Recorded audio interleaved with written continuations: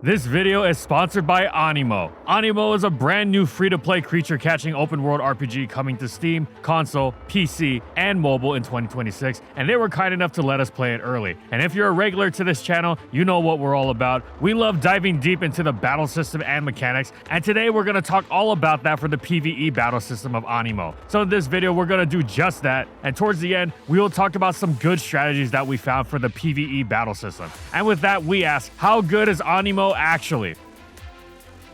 First, let's talk about the game's namesake. Animo are wild creatures with elemental powers that you can capture in the open world. You can use them to battle other Animos or to traverse the world in cool ways. You can only hold 4 Animo at a time to battle, but you can assign and even twine with your Animo to traverse the terrain via climbing, gliding, and swimming. Wait, twine? What's that? Well, that is the main feature this creature collector game has over the other ones. This game takes it a step further by letting you twine with the Animo so you can play as them, which is very cool. And yes, you heard me right. I said elemental creatures, and we all know what that means. There are different elemental types of Animos, so get ready because you're about to learn your type advantages. There are 9 types in Animo: ice, light, fire, dark, lightning, wind, earth, water, and grass. Each type is effective or ineffective against a set of specific types. A type advantage grants you double damage. By contrast, a type disadvantage halves the damage. You can tell how effective your attacks are by the text that comes up when you attack an Animo. If it says excellent, it's a type advantage. If it says bad, it's a disadvantage. Some Animos have a single type and some are dual type. Most of the time, especially versus the bosses like the Alpha Animos, you will be counterpicking type matchups, but it isn't quite that simple because in addition to types, each Animo has their own set of stats. And Animo's stats are broken down as follows: HP, attack, magic defense, physical defense, and regen. HP is self-explanatory. Attack is also self-explanatory. Just remember that despite there being 2 types of attacks, physical and magical, the attack stat increases damage for both. By contrast, magic defense and obviously physical defense does the same against physical attacks. We will explain what break is shortly. In addition to these stats, there's also hidden values that each Animo has that determines how genetically equipped they are. You can tell after reporting your captured Animo how good they are depending on what it says here. From least to most powerful, they will either be common, good, elite, or perfect. And in addition to these hidden values, there's a skill tree in the capability section that you can level up with a set amount of points. You should invest points into the corresponding attribute of your Animo's main affinity. And the most straightforward example I can give of this is to max out Might for a DPS Animo because it increases your attack. You can tell what affinity your Animo has by their stat chart. However, you can also see this by understanding its role. What is a role? Well, a role is a class that each Animo is placed in. You can tell what type of skills they have just by seeing what role they are. Initially, we thought there were only DPS or support roles for Animo, but again, it's not quite that simple. There are actually 5 roles of Animo: DPS, break, support, regen, and healer. The DPS role is self-explanatory. These are the Animos that will be your main source of damage. An Animo's damage per second is determined by their attack stat as stated before. However, if you've been paying attention, there's a stat called break, and there's also a role called break. So what is break? Break is actually a state that happens when an Animo is hit too often and their break meter is depleted. When their break meter is depleted, the Animo will be stunned for a few seconds and all hits will deal double damage until the Animo ceases stun. An Animo whose role is break is very good at shredding the opponent's break meter. They may not do as much raw damage as the DPS, but using them in tandem with the DPS is essential. But battles are not won with just damage alone. This is an RPG where boss fights could last several minutes. In order to pace ourselves in battle, we need our support roles. And I know what you're thinking, as I had the same thought. What is the difference between support, regen, and healer? Especially the latter two. They sound the same. Well, we figured it out so you don't have to. The support class mainly consists of Animos that will either buff your team or debuff the enemy under certain conditions. These buffs range from status effects like sleep, slowing the opponent, or keeping them in one spot via a black hole, stuff like that. The regen class is actually responsible for regenerating not your HP, but your EP or elemental power. You have a limited number of EP during a battle, which you can spend to cast skills. We will touch on those in the next section, but basically each skill costs EP to use since they are much more powerful than your normal attack.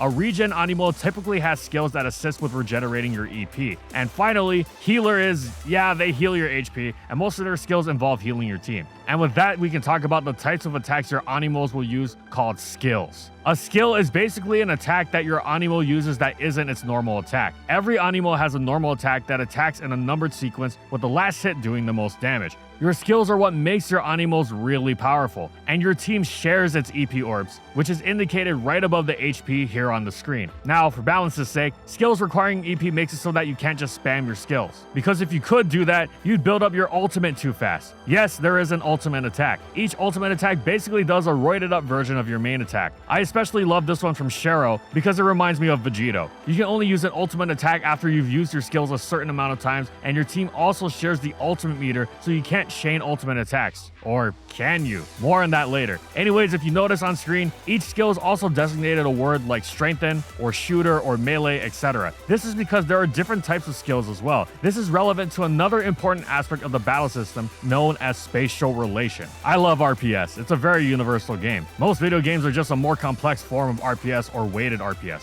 In Animo, it's no different with the spatial relation. It's basically the type of space your Animo and their attacks occupy in battle. There's flying, melee, ranged, burrowing, and tremor. Understanding this determines how effective your attacks will actually be in real time. Basically, ranged is good against a flying Animo because you can actually hit a flying target, whereas grounded is not because, well, they're on the ground. However, flying can't hit a burrowing target that well because some Animos have that ability. You need an Animo with a tremor skill to actually hit a burrowing target. We recommend not overthinking this. Just remember this in addition to the type advantages when approaching a boss fight. Alright, with every combat related thing explained in Animo, we will go over some team compositions, or really, the team composition that we recommend. I know this can get a little complex with there being 5 roles but only 4 Animo combat slots for your party, but with that in mind, we recommend the following composition: 1 breaker, 1 DPS, 1 healer, and 1 support or regen. As stated before, you need your breakers to work in tandem with the DPS. You can switch instantly in this game, so we recommend using a breaker with a type advantage versus the Animo boss you want to beat to shred its break meter more often. The breaker does not do as much raw damage as the DPS, but it allows you to do at least more than support damage while also quickly depleting the opponent's break meter. The second you see break, you swap to your DPS and start spamming your normal attack, your skills, your ultimates, whatever, because now you will do double damage in addition to the type advantage double damage you normally do. But wait, you might ask, why not just do DPS the entire time? Well, we had that same thought, which is why we tested this versus a very tanky alpha Animo called Grisbo. And of course, we twined so that we could better control our attacks, and 2, you do get a damage boost for twining. We used a water light DPS Animo versus Grisbo because it's an earth type that's weak to water. In hindsight, we probably should have used a flying DPS versus Grisbo, but oh well. Anyways, we had a water type healer named Gracewing, so that even if you had to switch to it, Gracewing would survive Grisbo's attacks well. Finally, we had our ace in the hole and what we believe to be one of the best Animos, Witchin, as our regen. We actually tested 3 team compositions involving Shero as the DPS. They are Shero with Witchin's regen,